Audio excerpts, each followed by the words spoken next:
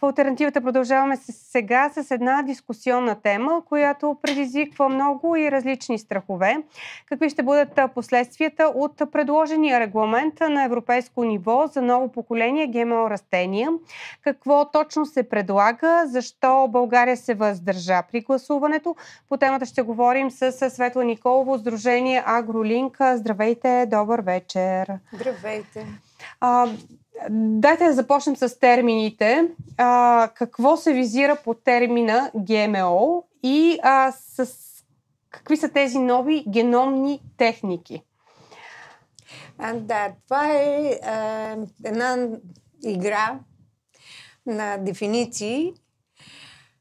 Преди 12 години са създадени нови техники в генното инженерство за създаване на ГМО. Но тъй като ГМО не е добрата дума, даже е мръсна дума в Европа и в България, търсейки начини да намери път към обществеността, европейското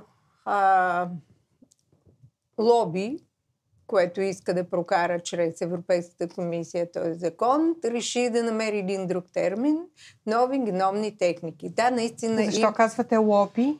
В крайна сметка, нали, говорим за изхранване на хората, говорим за, как да кажа, ценности, вие казвате лоби. Да, но с този регламент въобще не става дума за изхранване на хората и дори не само за изхранване, защото храната не е само храна, за да се наедем и да не умрем от глад. Храната е културно наследство, храната е препитание за хората, поминък, храната е история и не може да си играеме на гени. Но нека да се върнем към термините, за които попитахте. През 2019 година Европейският съд каза, че тези нови геномни техники, които са създадени преди 12 години, са ГМО, защото има промяна в гена.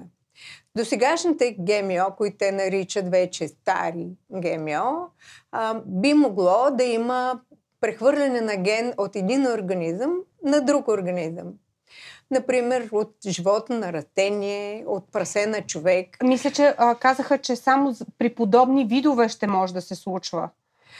При тези нови техники, CRISPR-Cas и други, може да няма прехвърляне на ген от съвсем друг вид организъм, а в самия вид, например, от пшеница на пшеница, различни сортове, или дори да няма прехвърляне на гени от едно растение към друго растение, а в самото растение има изрязване на ген, прехвърляне на гени, разместване и това се случвало в природата. В природата това не се случва, защото тези мутации или спонтанни хибриди, които се получават в природата, са продължени на хиляди години. Лимеца и сегашната хлебната пшеница, за да стигне до този етап в днешно време, е преминала хиляди години. Лимеца е от преди Христа, 3-4 хиляди години. И да, има промяна, но тя е свързана много еволюционно. Това, което сега те правят в лабораториите, е революционно. Скъсяват се те десетки хиляди години, се скъсяват до няколко месеца, до една година. Защо това е проблем? Защо го сравнявате с предишното ГМО? Ще ви дам един цитат на земеделския министър Кирил Вътев, който каза: на базата на тези постижения Япония вече създаде домати, които регулират кръвното налягане. Вече е възможно лечението на над 7000 болести. Дори на такива хронични заболявания, тумори, сърдечно-съдови заболявания, диабет, тенденциите сочат, че това е биоземеделието на бъдещето, казва той. Това не звучи ли примамливо? Не е ли? Това е унизително. Защо? Защото вие вярвате ли, че един домат ще ви свали кръвното? Но нека, аз го намерих този патент. Той действително е в Япония и е създаден от учени, защото една киселина, синтезирана от един ген в домата, гама-аминомаслена киселина, действително може да понижава кръвното налягане, но ако си я купите от аптеката или дрогерията като хранителна добавка. Този ген, който е изрязан в домата, има отношение кодирането към гама-аминомаслената киселина, която потенциално може да намалява кръвното налягане. В домата е отговорен не за гама-аминомаслената киселина, но и за съпротивителните сили на домата. И аз така на шега го казах, че домата, ако намалява кръвното налягане, то на самия домат му пада кръвното налягане, защото той вече не е същото растение. И за да расте този домат с повишено количество гама-аминомаслена киселина, на него са му нужни повече химикали, повече хербициди, повече пестициди, за да може той да издържи, защото съпротивителните сили на самия домат ослабват. В природата няма нищо, което да не е свързано с другите. Всеки един ген отговаря за няколко признака, за няколко характеристика. И ако ние искаме, примерно, да повишим добива или да повишим гама-аминомаслената киселина, то друг признак в това растение е взаимосвързан. Нищо в природата не е самоцелно. Тоест, вашето притеснение, какво аз оставам с впечатление, че всъщност с тази геномна ножица ние режем само това, което не ни трябва, което е излишно, което създава по някакъв начин проблеми. В растенията няма нищо. В живите организми няма нищо излишно, което да може да се реже от генетиците.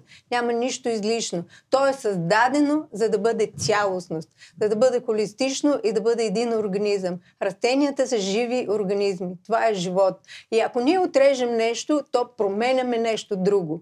И тази корелация, тази връзка, взаимовръзка, в повечето от случаите е обратно пропорционална. Ако ние повишим някакъв признак, някаква характеристика, ние ще влошим друга. Това са или хранителните елементи, или качеството, или вкуса. Какво предлага Европейския съюз като регламент? И ви имате една петиция. Срещу какво в този регламент недоволствате? Какъв е проблема с това да бъдат регулирани по някакъв начин? Да, ще отговоря само за довърша, защото имах дебат с един учен по повод на това. Ние само изрязваме един ген, така нищо казват, не се случва. Това, което и той даде пример, че това е просто се вади една буквичка, нали, един ген, една буквичка. И имат повече производителност, по-добри растения, които издържат на климатични промени. Това казват. Да.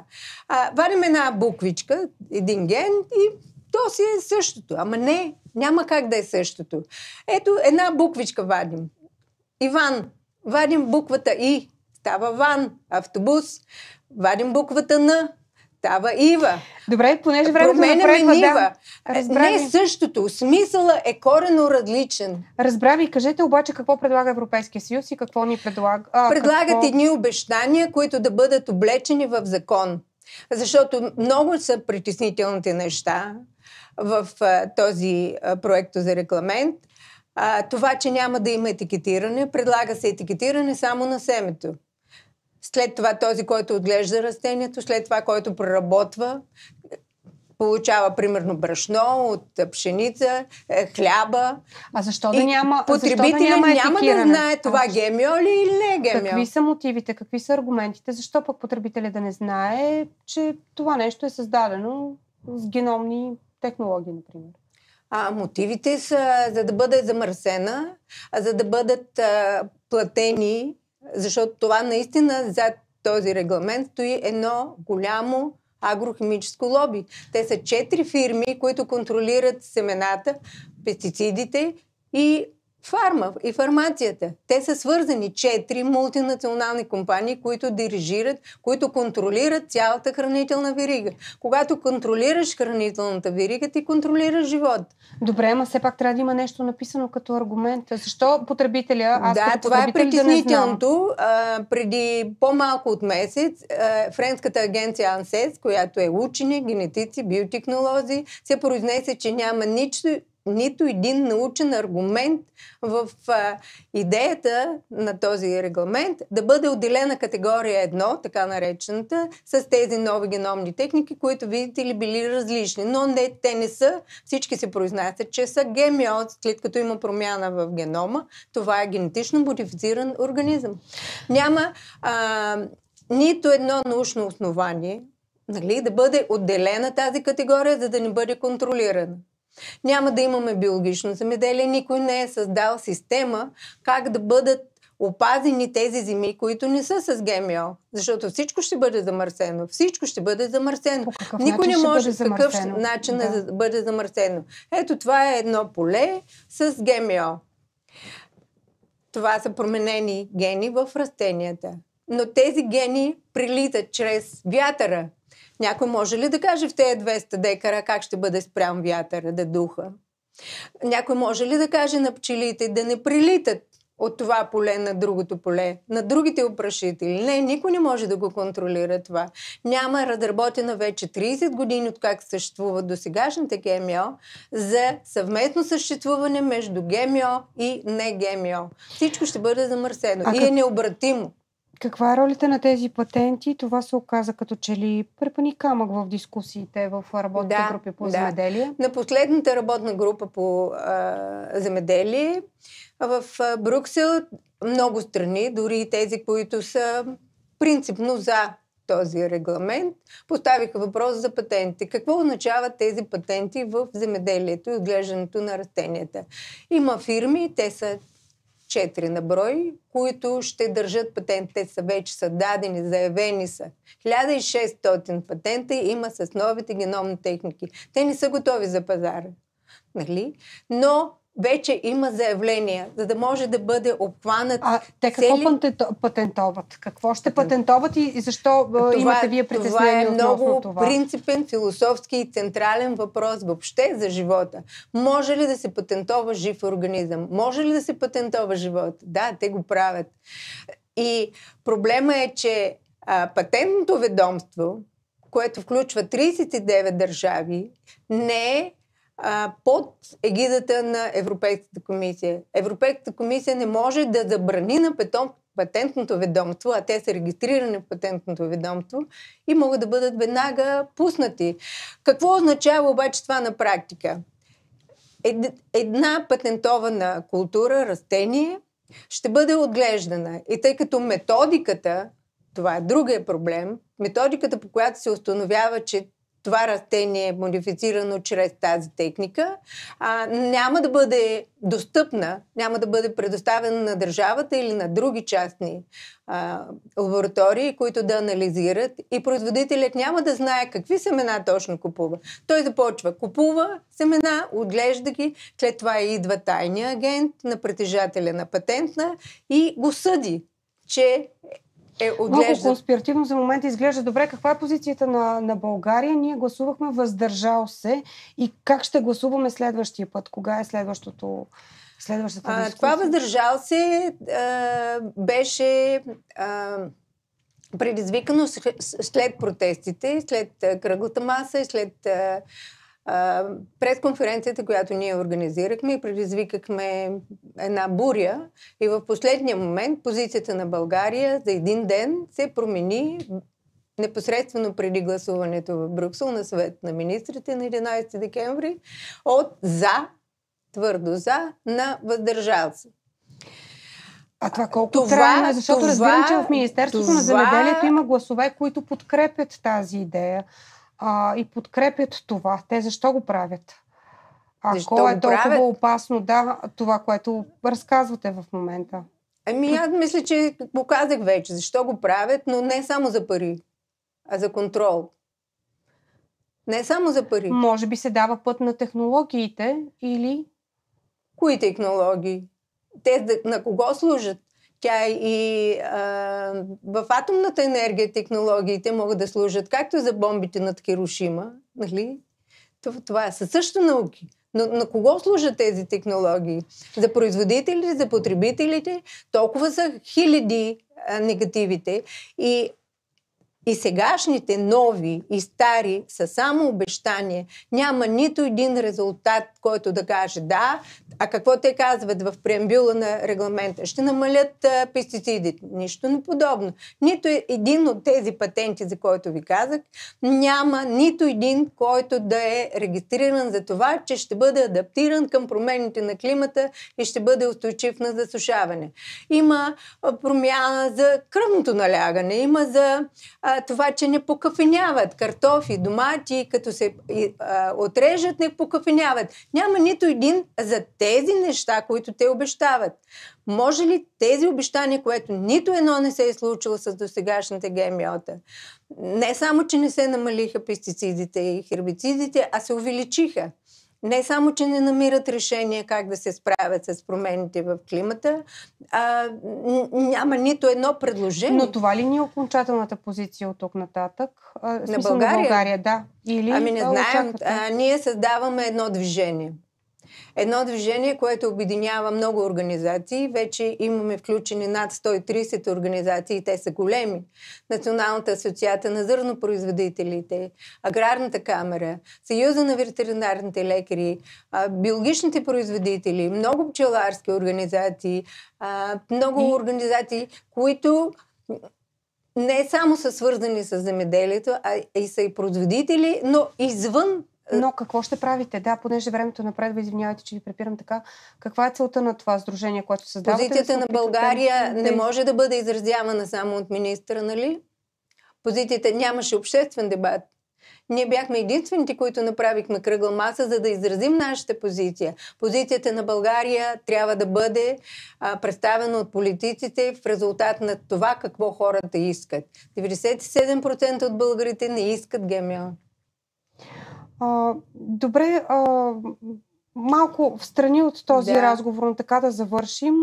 В България на етикетите пише ли, когато дадената храна, даденото нещо е с ГМО? Не съм виждала такъв етикет. Има ли? Знаете ли? Когато се продава нещо? Какъв акцент? Не. На етикетите, нали, би трябвало да се окаже, че има ГМО в даден продукт. Нали така? В България. В България и в цяла Европа, в Европейския съюз е забранено отглеждането на ГМО. Но ако има храни, би трябвало това да бъде посочено на етикетите. Има храни, в които най-вече се включва ГМО соя в внос от Америка. Проверява ли се това, контролира ли се? Не съм виждала, казвам, етикети, на които да пише подобно нещо. В храните, там където има примерно шоколад, соев лецитин, той трябва да бъде 0,9% и да не надвишава. Има една система, която алармира, например, няколко пъти имаше опити за внос на ГМО ориз в Европейския съюз и тази система веднага алармира и се спря този внос. В България няма отглеждане, но има внос и той е предимно соев шрот за фураж на животните. Ясно. Тоест, чрез месото хората консумират ГМО. Но това трябва да е оказано някъде, нали така? Това казвам, че би трябвало всеки от нас, който се интересува, да може да проследи. В България не се постигна. Ние имахме разработена наредба на етикетите да пише: този колбас е произведен с месо от животни, хранени с ГМО фураж. Ще има ли проблем за вас? В Германия има такива етикети. И те работят много успешно. Ако тези нови продукти бъде написано на етикетите, че те са точно такива, или смятате, че и това ще е проблем? Ако бъде упоменато, нали? Защото сега в регламента не се предвижда. В тези нови, ако действително другите членове, отделянето на категория 1 и неподлежащи на контрол, защото в момента има комисия по ГМО, където всички производители, които искат да отглеждат ГМО, подават заявления. Имаше такива, например, за ГМО тютюн, но го отхвърлиха, защото просто нито лабораторните анализи, нито всичките аргументи са достатъчно, за да бъде одобрен. Тоест има проверка и отсяване преди да излезе на нивата. Тук няма да има това отсяване, така че няма да има смисъл нито и от етикетиране, защото никой няма как да го проследи. Ако бъде прието обаче от останалите европейски страни, защото този нов регламент получава подкрепа, Не мисля, че има подкрепа. Мислите, че няма да бъде прието? Доста страни, точно за това не беше прието декември месец. Нали, ние допринесохме България, макар и малка, с малко гласове, но страни като Полша, Румъния, Австрия, Унгария, Словения, Словакия се противопоставиха твърдо не. Нали, гласуваха не. Други, като Германия, гласуваха въздържал се, и ние също, и Белгия. И не мисля, че има твърда подкрепа. Има силно колебание и това е и поради недостатъчната информираност на европейските депутати, които трябва за един месец, няколко месеца да бъдат информирани под тези облечени в един научен жаргон. Той дори не е научен. Нали? Нови, съвсем нови, коренно различни от старите. Това е нов научен жаргон, който казва само ние, генетиците, можем да кажем и разбираме от това. А то е смешно и жалко, защото ако те разбират наистина от биология и генетика, ще знаят, че в един жив организъм всичко е взаимно свързано. И че това, което те правят, е следим темата. Погрешна. Тук обаче трябва да спрем. Благодаря ви за този разговор. Гост на алтернативата беше Светла Николова, Сдружение Агролинк. Това всъщност е финалът на предаването. Благодаря ви за доверието и подкрепата, която ни оказвате на Алтернативата БГ. Не ни пропускайте и в сряда. Водещ е Калин Манолов. Приятна и спокойна вечер.